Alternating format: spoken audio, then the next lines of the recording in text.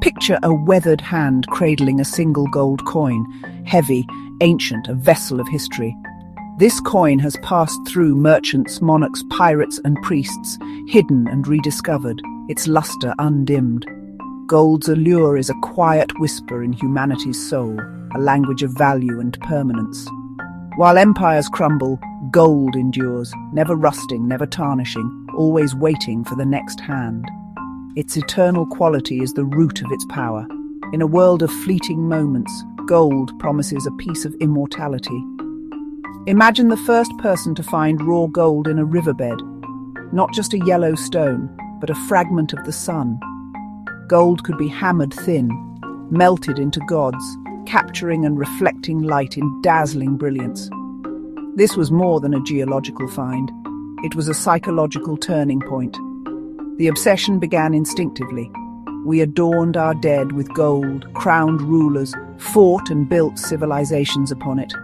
Gold became a symbol of ambition, dreams, fears, and our quest for something beyond ourselves.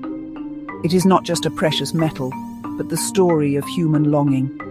We shaped it into crowns, coins, and relics, believing it bestowed power and divinity. We fought and died for it, and entire civilizations rose and fell on its promise. Gold's story is our story, of desire, hope, and the search for meaning. In every age, it has been the measure of what we value most. The coin in the hand is not just metal, it is the weight of ages, the echo of every dream ever cast upon it. And so, our story begins.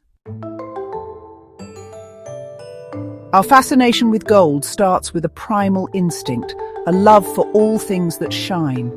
Before gods or empires, we were drawn to the glint of water, the sparkle of dew, the shimmer in an animal's eye. This attraction is hardwired, a fundamental part of being human. Shiny objects excite our brains, creating pleasure and intrigue, a visual candy we can't resist. Unlike matte surfaces, shiny ones play with light, seem alive, and invite us to touch and possess them. Gold, with its warm luster, is the ultimate shiny treasure, promising satisfaction beyond other materials. This isn't just human. Magpies and bowerbirds also collect shiny things, showing the instinct is ancient. For early humans, shine meant survival, the glimmer of water, the gloss of ripe fruit, the sheen of healthy animals. Our brains learn to associate shiny with good and valuable. So, our love for gold is not just greed, it's an echo of survival. When we see gold, a primitive part of our brain lights up, whispering, "This is important, this is life." The metal itself has no power, but our minds give it the weight of our evolutionary history. We see not just a shiny object, but a symbol of prosperity passed down through generations. Gold's allure is the memory of survival, prosperity, and hope. It is the shine that once led us to water, now leading us to dreams. Long before gold was money, it was magic, a sacred link to the divine. Ancient civilizations saw gold as the sun's flesh, incorruptible and eternal. In Egypt, gold was reserved for pharaohs and gods, a promise of immortality. The Incas called it the sweat of the sun, sheathing temples in gold as acts of worship. For them, gold was not currency, but a sacred substance. When conquistadors demanded gold, the Incas couldn't fathom trading the divine for mere wealth. This ancient symbolism lingers. Gold rings for vows, gold medals for champions, all echoing its eternal nature. Gold carries the ghosts of these beliefs, elevating it beyond material value. It remains a symbol of the highest, purest, and most enduring aspects of our world. Gold's divinity is woven into our rituals, our art, and our sense of the sacred. Our attraction to shiny things is a survival instinct, hardwired into our brains. In nature, most surfaces are matte. A shiny object stands out, demanding attention. Scientists link this to our evolutionary need for water. The shimmer of a pond meant life. Our brains evolved to prioritize these signals. Shine equals water equals survival. This instinct extends to food and health, the gloss of ripe fruit, the sheen of healthy animals.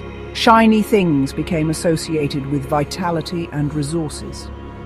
When we see gold, our brains reward us with pleasure, echoing ancient survival circuits. Gold's unique luster mimics the life-giving shimmer of water under the sun. We don't choose this fascination. It's a biological imperative. Gold hijacks an ancient reward system, captivating us on a primal level. Its beauty is a trick of the mind, a sterile metal masquerading as life. Our eyes and brains are drawn to gold, soothed by its promise of sustenance and security. As societies grew, gold's power shifted from divine to social. Its rarity and durability made it the perfect tool for hierarchy. Gold became the ultimate marker of status, a visible sign of power and worth. Scarcity gave it value. A crown of gold meant command over resources and people. Gold coinage revolutionized society, making power portable and quantifiable. Wealth was no longer just land or livestock, but how much gold you held. This created new social classes, merchants, bankers, elites, whose power came from gold, not blood. Gold became the universal language of power, shaping cities and empires. We instinctively judge wealth and status by gold's presence, a legacy of deep social conditioning. Gold allowed us to organize, build and conquer, but also sowed division and envy. It is the foundation of hierarchy, both uniting and dividing us. The gleam of gold built civilizations and the walls between us. Its legacy is the structure of society itself. The quest for gold has driven exploration, conquest, and the rise of empires. Gold lured explorers across oceans and into unknown lands, fueling dreams of wealth and power. The Spanish Empire, driven by golden fever, toppled the Aztec and Incan civilizations, funding its global dominance. The California gold rush transformed America, sparking mass migration and reshaping the West. Gold's promise built cities overnight, accelerated expansion, and justified displacement and conflict. Throughout history, gold has been more than metal. It's a promise of a new life. Empires are built on belief in symbols, and for centuries, that symbol was gold. Gold is the catalyst for our greatest achievements and darkest deeds. It turns ambition into history, dreams into reality. The pursuit of gold is the engine of civilization and its undoing. Gold's allure has a dark side. Its history is written in blood as much as bullion. The lust for gold fuels conflict, exploitation, and suffering. From Roman slaves in mines to modern laborers, gold's beauty conceals the cost of human lives. Wars and conquests, like the Spanish destruction of the Aztecs, were driven by gold's promise. Even today, illegal mining funds violence and destroys environments. Gold's gleam blinds us to consequences, turning beauty into addiction. Chrysomania. The story of King Midas warns of gold's curse, desire that leads to isolation and loss. Gold reveals how easily beauty becomes greed and symbols become idols. Our obsession with gold exposes the shadows of human nature. Every ounce of gold carries the weight of suffering and the lessons of history.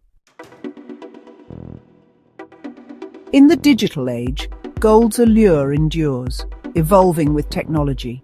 Gold is essential in electronics. Its conductivity and resistance to corrosion make it vital for microchips and connectors. The ancient flesh of gods now powers our information age, unseen but indispensable. Gold remains the ultimate safe haven for wealth. In crisis, people turn to it for security.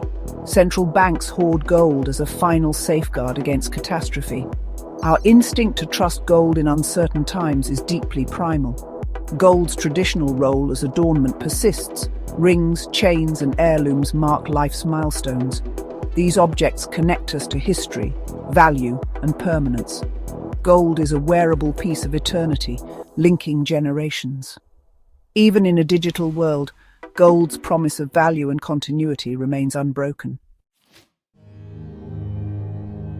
Why does gold still captivate us? Its power lies in our psychology, not the metal itself. Gold is a projection of our desires. Immortality, security, beauty, power. Its value is a social contract, a shared story woven into our history. If we abandoned gold, we'd abandon a part of ourselves. Gold exposes the irrationality of what we value. Economies, wars, and lives built around beauty and rarity. We are logical, yet governed by ancient symbols. The hoarder and the priest both seek to ward off chaos with gold. Gold is a vessel for our stories, a ring for love, a medal for triumph, a coin for adventure. When we look at gold, we see condensed human aspiration and folly. Its hold is the hold of our own narrative, reflecting our desires back at us. Gold is not just a metal, but the mirror of our collective psyche. Its story is our story, of longing, hope, and contradiction. We are chained to gold by the stories we tell. The story of gold is the story of us, a mirror reflecting our wonder, ambition, and creativity. In its shine, we see our highest achievements and deepest flaws. Gold's treasures are testaments to artistry and devotion, but also to greed and cruelty. It reflects our fear of death, poverty, and being forgotten. Gold's promise can inspire greatness or corrupt values. Its history is a chronicle of triumph and failure, inspiration and conflict. We continue to dig, shape, and desire gold, imbuing it with meaning.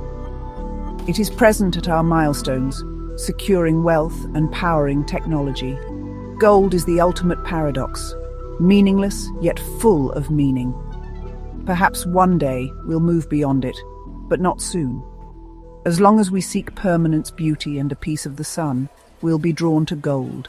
It is not just an obsession, but a reflection of our nature. Gold is the eternal mirror of humanity, strange, brilliant, and dangerous.